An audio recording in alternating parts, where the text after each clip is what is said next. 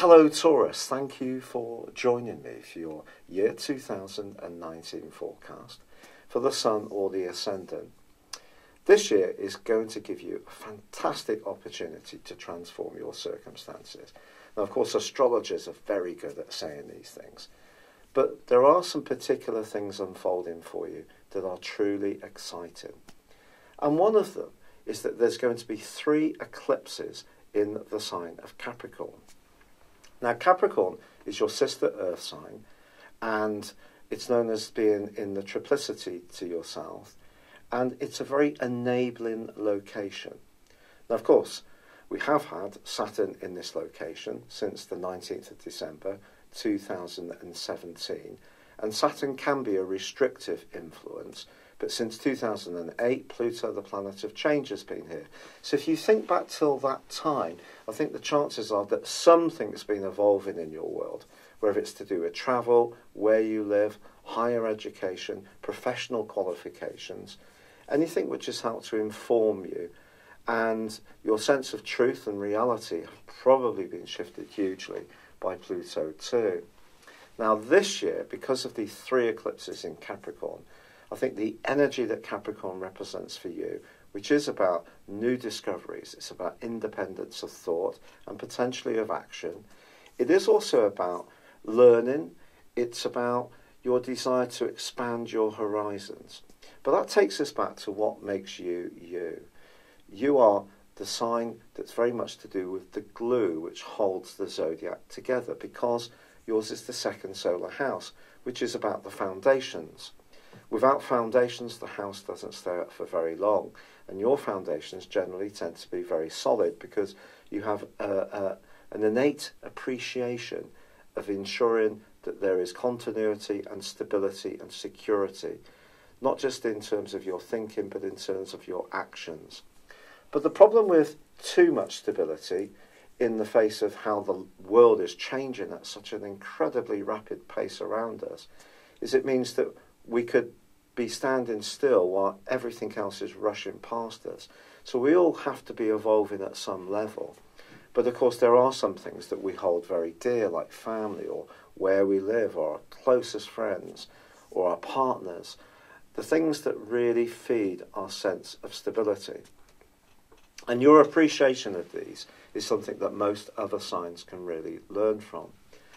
But of course last year you had a bit of a taster of Uranus entering your sign from the middle of May through till November, and that shook things up a little bit, gave you an opportunity to discover what it's like to be a bit more rebellious, to kick back about some of those expectations that keep everything very solid.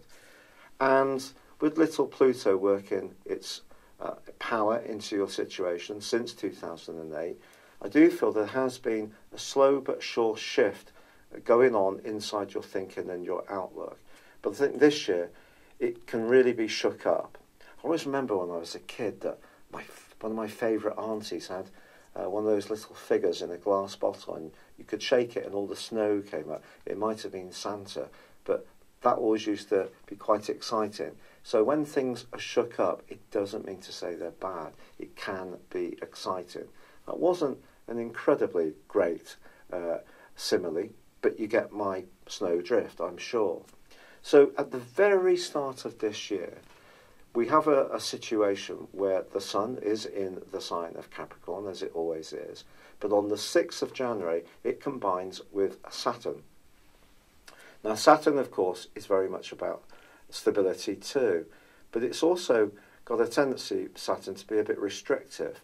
So if you are trying to learn something, it won't necessarily come without a lot of perspiration. If you are moving somewhere new, there could be hitches. In the following 6 months, if you do want to open up your world, you may meet resistance, because Saturn is very much about obstacles. But Saturn, once overcome, can give us a huge sense of pride and satisfaction in our achievement. So just because Saturn's on this eclipse on the 6th doesn't mean to say that you can't make a success of your year.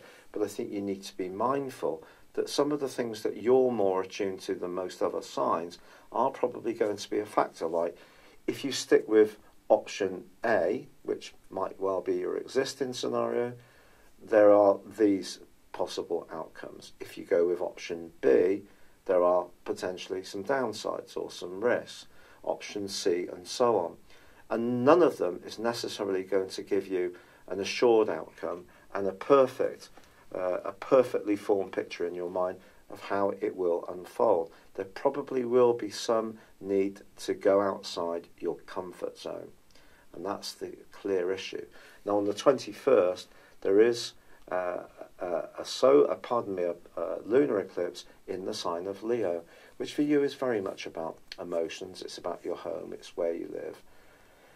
But this powerful impact that comes from the role of Saturn being on that eclipse is going to carry on. We do have Uranus entering your sign on the 6th, and if you're born right at the start of Taurus, you're going to feel it almost straight away. You may have felt it last year for those months, particularly when Mars in Aquarius was challenging Uranus, creating an awful lot of tension. So even if you had been trying to change things, an authority figure or someone you find a bit difficult to deal with may have been a powerful opponent or a person who really tested the validity of your ideas. Now, Uranus is not going to be opposed by Mars in this way this year, which is fantastic. And now it's going to be with you for another 7 years.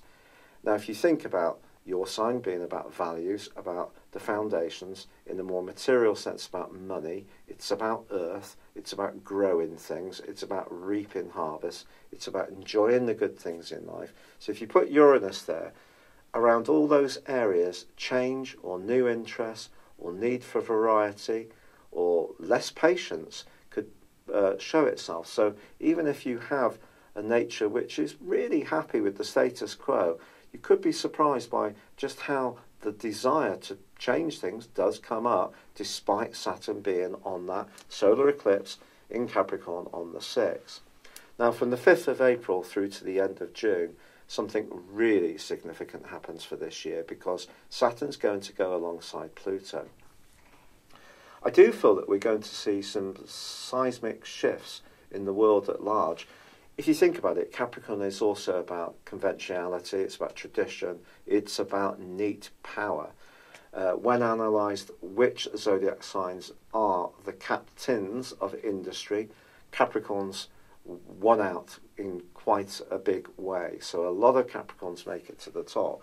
So these are the people that very often hold the levers of power, but also will be very resistant to giving up their power. And we know that different countries in the world don't necessarily have the greatest leaders when it comes to fairness, natural justice, social justice, equalities, and so on. You can work that out for yourself. And during this period of time, from the 5th of April through to the end of June, unfortunately, we may see situations in the world where there is the desire for change, Pluto, being resisted by the very traditional energies of Saturn. But that can go on inside you as well. So if you're in a situation where you feel that you're locked in, but it's not what you want, this can be quite a tough period. Now, I'm sorry if I'm being just very honest and direct, but it will also give you a huge opportunity to test out your inner resources, to find out just how strong your desires are to do what you really might want to do when you're thinking whimsically about change or chatting it over with a sibling or thinking when you're sitting in the bath, what would it be like if I transformed my world? And remember, Pluto is about transformation, Saturn about structures. So things can be transformed, but the structures can change. And for you, I definitely think it can be about your ideals. Your ideals could really significantly shift. So even things that you've held on to for many years, some of the messages that were put into you as a child may start to radically alter. And as I said before, the world itself is racing past us. The rate of change is just phenomenal. And that means that for all of us, we have to adapt. And adapting isn't always easy for a fixed sign. I've got a lot of second house in my chart, which is very indicative of Taurus. And also, of course, being an Aquarius, I'm a fixed sign, I have a lot of fixed planets. So I really have an appreciation of that need for stability, that need for a degree of permanence. But change can also be thrilling. It can also give us an opportunity to refresh ourselves. Now, the other part of this year, of course, is Jupiter, which is very much to do with growth and optimism and desires. And, of course, much of last year, it was in your sector of relating. And I hope that turned out to be positive in some way for you. It doesn't necessarily have to have been in a romantic context. A relationship could have finished, but perhaps that was for the best. But Jupiter, for the most part this year, until the 2nd of December, is in a part of your horoscope which can see you transform your resources.